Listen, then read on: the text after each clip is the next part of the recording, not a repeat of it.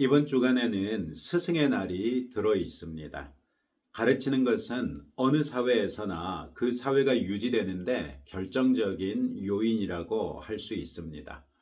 따라서 선생님들을 존중하는 것은 건강한 사회로 가는데 필수적인 요소라고 하겠습니다. 오늘날 세상에서는 교사들의 교권이 학생들의 인권에 종속된 듯한데, 이렇게 해서는 바람직한 교육이 이루어지기 힘들고 그 폐단이 교육 현장에서 다양하게 드러나고 있습니다. 물론 학생들의 인권을 전혀 존중하지 않았던 과거의 그런 구습들도 역시 철폐되어야만 하겠지만, 그러나 학생 인권을 지나치게 우선시함으로 교권이 실추되어서는 교육 효과가 제대로 나오기 힘들겠지요.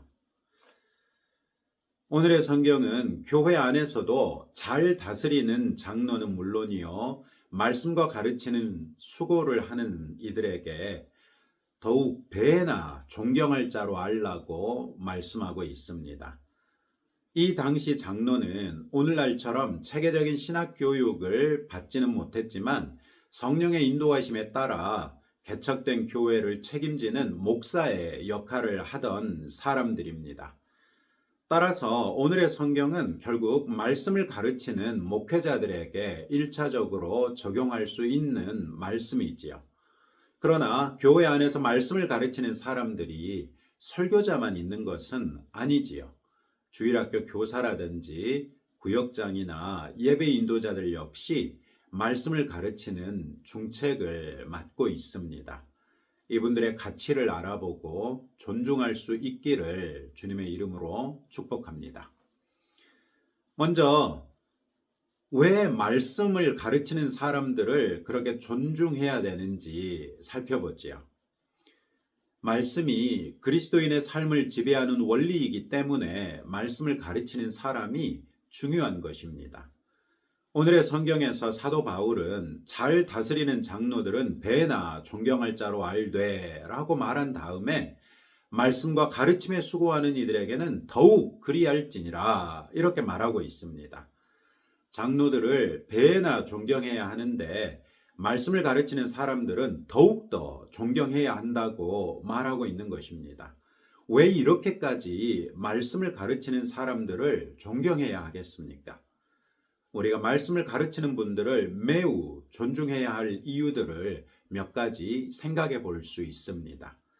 첫째는 하나님의 말씀은 우리 그리스도인들의 삶을 지배하는 원리라는 것이지요. 그렇기 때문에 우리가 말씀을 바르게 알 때 바른 적용을 통한 바른 성도의 삶이 가능해집니다. 초대교회 때로부터 교회는 거짓 교사들을 강하게 경계해 왔습니다. 이는 말씀에 대한 바른 가르침이 성도의 이 세상에서의 삶과 이 세상 이후의 삶 역시 결정하기 때문이었습니다. 이분들이야말로 말씀의 순수성과 교리를 지키는 파수꾼과 같은 분들이라고 할 수 있는 것이죠. 둘째로는 말씀을 가르치는 것이 영적인 양식을 공급하는 사역이기 때문에 말씀을 가르치는 분들을 존중해야 합니다. 설교자는 하나님의 말씀을 깊이 연구하고 묵상하여 성도들에게 생명의 양식을 공급하는 역할을 합니다. 마치 목자가 양떼를 푸른 초장으로 인도하듯 말씀의 교사들은 하나님의 말씀을 통해 우리를 진리의 길로 인도하고 그럼으로써 영적인 성장을 돕습니다. 셋째, 말씀 가르치는 것은 다음 세대를 믿음으로 세우는 사역입니다. 주일학교 교사들은 우리의 자녀들에게 복음의 씨앗을 심고 믿음의 기초를 놓는 중요한 사역을 감당합니다. 그들의 헌신적인 사랑과 가르침은 다음 세대가 하나님을 알고 그 뜻대로 살아가는데 결정적인 영향을 미칩니다. 교사들의 헌신이 있지 않고서는 우리 교회의 미래는 있을 수 없습니다. 넷째, 말씀을 가르치는 사역은 성도들을 돌보고 격려하는 사역이죠. 구역장들은 교회의 작은 공동체인 구역을 섬기면서 성도들의 필요를 살피고 서로 격려하며 영적인 유대감을 형성하도록 돕습니다. 구역장들이 말씀에 대한 지식과 확신을 가지고 그 직분을 감당할 때 구역장들의 섬김은 교회를 더욱 건강하고 따뜻한 공동체로 만들어갈 것입니다. 다섯째로 말씀을 가르치는 사역은 예배를 통해 하나님께 영광을 돌리는 사역이기도 하지요. 예배 인도자들은 찬양과 기도를 통해 우리가 하나님을 경배하고 말씀을 통해 하나님의 복과 가르침을 받고 헌신할 수 있도록 이끌어줍니다. 이로써 그리스도인들이 예배하는 삶이 가능해지는 것입니다. 말씀을 가르치는 자들의 준비와 헌신은 우리가 온전한 마음으로 하나님께 경배하며 은혜를 경험할 수 있도록 도와줍니다. 이처럼 말씀을 가르치고 섬기는 이들은 각자의 자리에서 하나님 나라의 확장을 위해 귀한 땀과 피와 눈물을 쏟고 있습니다.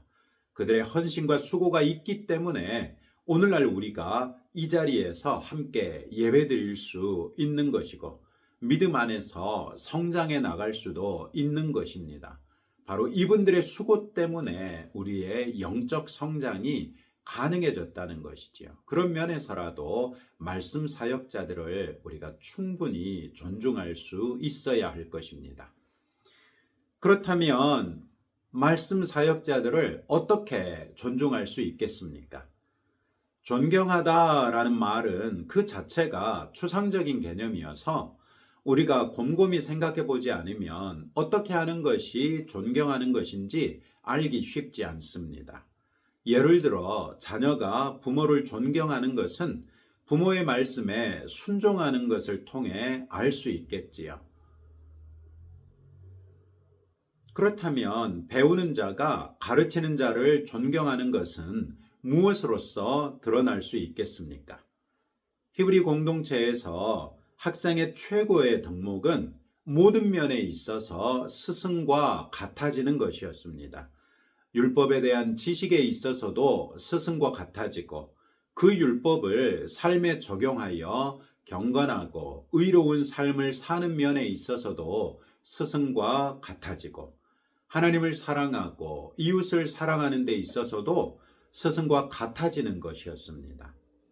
동양에서는 청출어람이나 청어람이라 해서 스승을 뛰어넘는 제자가 최고의 제자라 할 수 있는데 히브리인들이 학생이 스승을 뛰어넘을 수 없다고 생각했던 것이 아니라 그만큼 스승을 존중했다는 것을 알 수 있습니다. 그러면 우리는 어떻게 말씀 사역자들을 존경할 수 있을까요?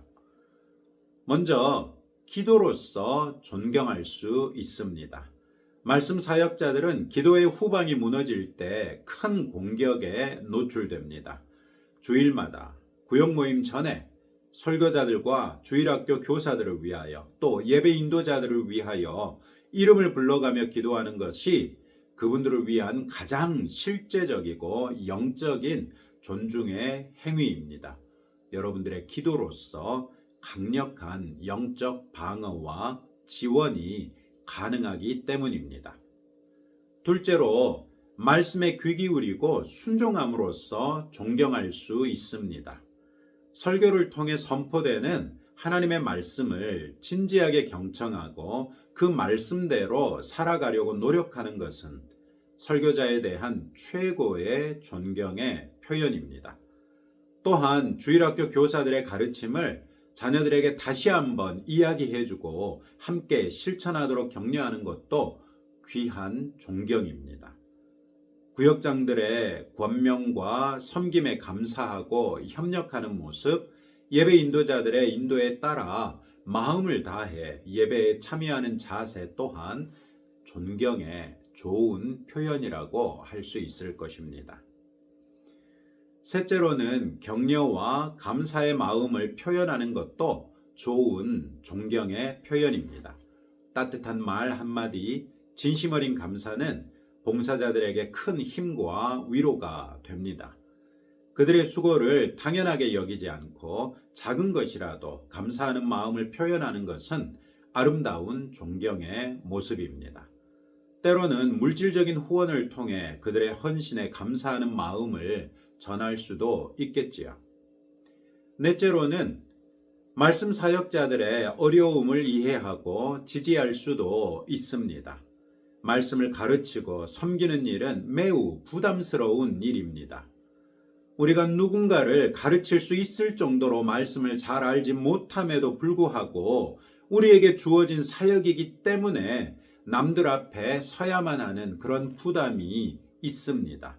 실제로 우리가 성경을 잘못 가르치는 경우도 있습니다. 그런 것을 깨달았을 때는 영적 부담은 상상하기 힘들 정도로 무겁지요.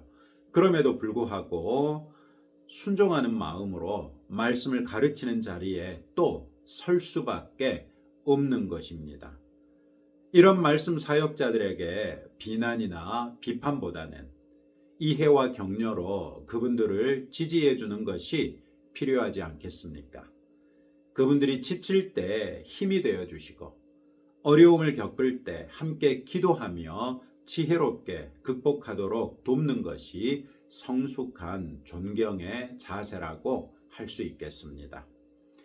또한 존경받을 만한 삶을 살도록 함께 노력하는 것으로도 존경을 표시할 수 있습니다. 말씀을 가르치는 이들뿐만 아니라 우리 모두는 서로에게 존경받을 만한 삶을 살도록 노력해야 합니다. 그리스도인으로서의 품위를 지키고 사랑과 섬김의 본을 보이는 것은 교회의 모든 구성원을 더욱 존귀하게 하는 방법이기도 합니다. 여러분들은 여러 가지로 소개해드린 말씀 사역자들을 존경하는 방법 가운데 어떤 방법을 사용해서 여러분들의 영적인 유익을 위하여 말씀을 가르치고 있는 분들에게 격려해 보시겠습니까? 어떻게 존경을 표현해 보시겠습니까? 마지막으로 말씀 사역자들에 대한 권면 한 가지로 말씀을 마치고자 합니다. 우리는 모두 연약한 존재이지만 우리 안에는 능력이 많으신 성령님이 함께 하십니다. 말씀을 전하고 가르치며 성도들을 섬기는 모든 순간에 우리 자신의 지혜나 능력보다 앞서서 성령님의 인도하심을 온전히 신뢰하시기 바랍니다. 성령님께서 여러분의 입술을 통해서 하나님의 진리를 분명하고 능력 있게 선포하실 것입니다. 때로는 담대함이 부족할 때도 있겠지만 이사야서 41장 10절에서 하나님께서 약속하신 말씀을 붙드십시오. 두려워하지 말라. 내가 너와 함께함이라. 놀라지 말라. 나는 내 하나님이 됨이라. 내가 너를 굳세게 하리라. 참으로 너를 도와주리라. 참으로 나의 의로운 오른손으로 너를 붙들리라. 하나님의 이 약속을 굳게 붙잡고 성령님이 주시는 담대함으로써 자신감을 가지고 복음의 씨앗을 심고 사랑으로 섬기시며 하나님의 놀라운 열매를 맺으시는 것을 보시기 바랍니다. 기도하겠습니다. 하나님 아버지 감사합니다. 스승의 날이 끼어있는 이 주간에 우리 주일학교 교사들과 구역장과 예배 인도자들 또 부족한 종과 이종훈 목사님과 박의경 사모님 등 설교자들을 위해서 우리 성도들에게 그 가치를 다시 한번 생각하게 하고 우리 말씀 사역자들 역시 존경이 필요한 자들이라는 것을 살폈습니다. 하나님 아버지, 먼저 말씀 사역자들에게 자신의 능력으로 하는 것이 아니라 성령님의 인도하심과 도움을 따라 한다는 것을 늘 생각하며 내 안에 계신 성령님을 신뢰하며 담대하게 하옵소서. 그러나 그럴지라도 우리가 최선을 다하여 준비하는 데는 게으르지 아니하도록 우리를 재촉하여 주옵소서. 또한 아버지 하나님, 우리 성도들이 오늘의 성경 말씀대로 잘 다스리는 장로 또 잘 가르치는 교사들을 배나 존경할 줄로 알아서 마땅히 표현으로서 존경할 수 있는 성도들이 되게 하옵소서.